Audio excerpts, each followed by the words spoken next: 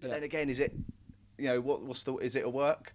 The line is blurred within the company, and I don't know, what's coming to me from Alex. Is it because I know Alex is very much, it's all for the wrestling, and if working me is a way to improve the wrestling and improve that product, Alex will work me, and that's why I had the doubt with Martin Stone whether Martin had been signed, because I know that Martin's also very much, he's very much for the business at the moment, and I don't know where that line is. It's a blurry line, very blurry line. That's a strength of Alex.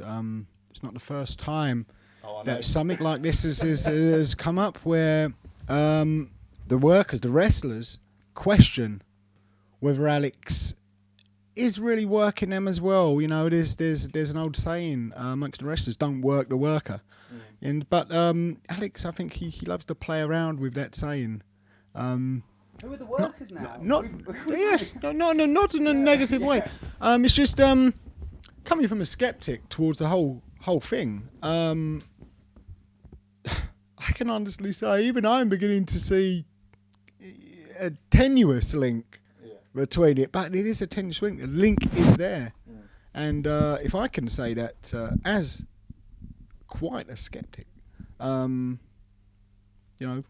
sure most of the other people who can see the same thing. Yeah. Just sorry, Tony. As well, I'm going to have to cut in because we are running out of time. I want to ask you. We've got more tape. I want to go back to Justin just quickly though, because it's interesting to hear your views on Alex, having known him for a long time, whether he's likely to be working people in this regard. Now I just want to just as a thought experiment, if you like, let's just assume that this was a worked shoot for a minute. I want to ask you, I almost want to take this back to what we were talking about at the start. Is a worked shoot, or an attempt to pull the wool over the fans' eyes in a new way, now that they know that the fighting itself isn't legitimate in the strictest sense, is doing that the way that professional wrestling should be promoted in the 21st century? Or should we readily hold our hands up when we're not in the middle of an event and say, of course, it's entertainment in the same way an action movie is entertainment. Of course it's make-believe, but you can enjoy it by suspending your disbelief in the same way. It's the approach. It's the approach in doing so that really counts with me. Again, I've been in a belief of we should always give the fans what they need, not what they want. I was never behind the FWA's idea of getting the fans on board with the promotion, which took place many years ago. But I was never behind that. I always thought of keeping the fans completely separate. Do not allow them to have any part of the wrestling business. So if getting hold of them, if hooking them by using these means is the only way we can do it, then I say bravo. I say more. Bring it on. All right, I'm interested to hear you say that, Justin. Jetra, I want to bring you in on this one as well. I want to ask you the same question in a different way. Now, as well as being involved in the industry, we're all wrestling fans. And when you tell someone who's not a wrestling fan that you are interested in it, to me at least, one of the main reactions I get is, you do know it's fake. Now, that's the barrier that if we're going to take British wrestling back to the mainstream, that's one of the main barriers we have to overcome. So if someone says that to you, what's the answer? Do you try and convince them that it's not fake in some way, perhaps not in the actual style of the fighting, but by saying that there's reality in the storylines? Or do you hold your hands up? Do you say, yeah, it's fake, but James Bond's fake? What's your point? How do you approach that? What's the best way at this fork in the road for British wrestling to go now?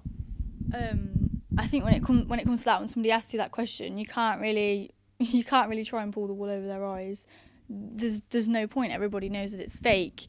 So, where you go from here is difficult. Where do you go from here? Everybody knows it's fake. So you have to kind of try and blur that line. And obviously this is what we're talking about now. This whole thing about everybody being involved. all companies being involved.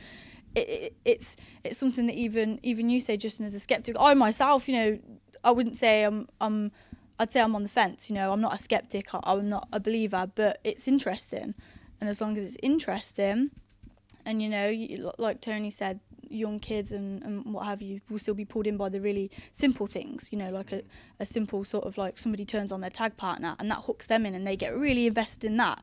But it's kind of that key of how do we get like the cool kids to invest in it, to believe in it, the adults to believe in it, the smarks to believe in it, and it is things like this, because it gets people talking, and they it's all rubbish, it's all rubbish. Oh no, but look at this, can't you see this video on this website? Surely there's something in that, and like that gets people talking and interested in it, and then they follow it. They may not necessarily go to a show, but like you say, they'll log on, they'll watch it on YouTube, they may buy a DVD. So it's trying to work out what will hook these people in, and I think it's a good step. The thing is with wrestling for far too long, it's always been using, we call them, within wrestling they're called marks, right? Because you're conning them, but people don't want to be conned. They want to they want to be entertained. So what we need to try and do, I think, is reprogram the general public, reprogram wrestling fans into not thinking, it's real, but thinking this is an entertainment product. I'm going out, I'm going to have a good time, I'm going to put this DVD on, I'm going to enjoy it, I'm going to get into it, just like I would a film or EastEnders or, Derren Brown. Is it real? There's a blurred line there, but it's entertainment. People will watch it because it is entertaining. Okay, and I think that's what we need to do with wrestling. That's where we need to bring it. And sorry, I'm conscious we're running out of time now.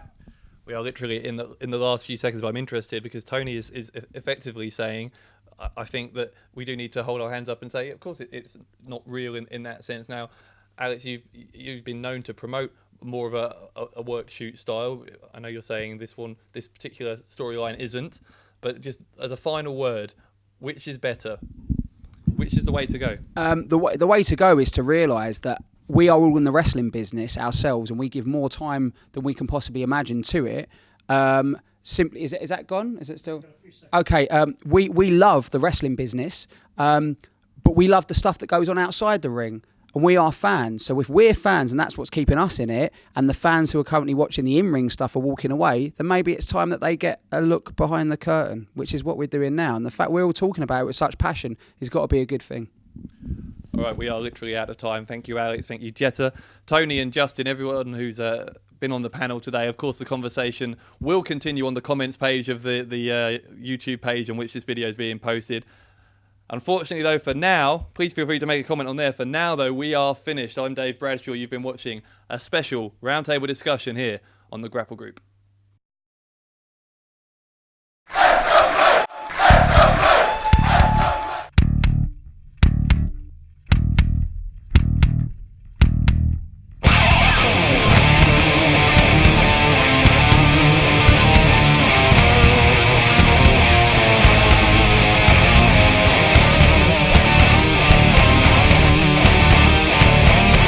The FWA is Europe's most exciting wrestling promotion. Be part of the British wrestling revolution by going to www.fwauk.com.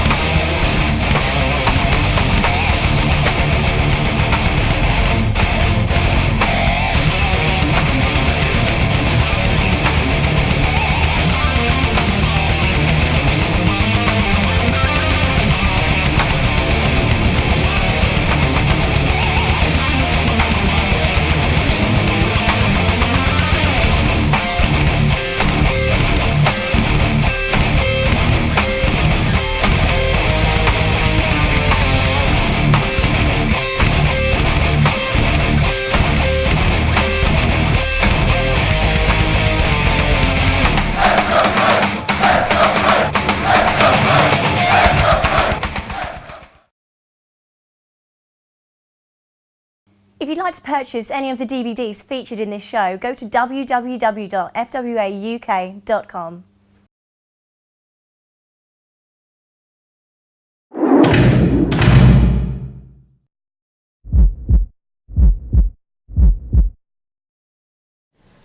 This is the resistance.